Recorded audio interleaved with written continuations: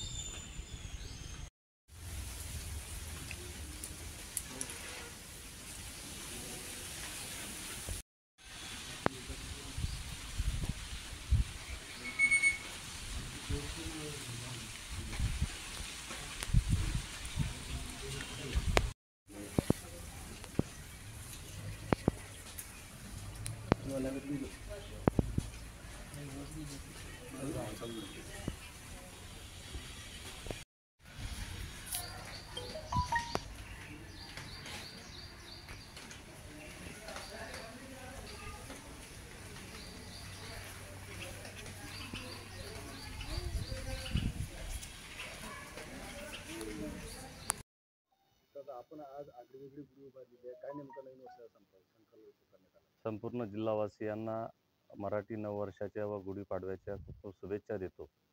बुलढाणा जिल्ह्याचा मागासलेपणाचा कलंक पुसला गेला पाहिजे याच्यासाठी वन बुलढाणा मिशन ही चळवळ कार्यरत आहे. जिल्ह्यामध्ये परिवर्तन झालं पाहिजे आणि विकास झाला पाहिजे ही चळवळ मी घेऊन जातो आहे आणि त्याच भूमिकेतून आज गुढीपाडव्याच्या शुभ मुहूर्तावर परिवर्तनाची गुढी आपण या ठिकाणी उभारलेली आहे.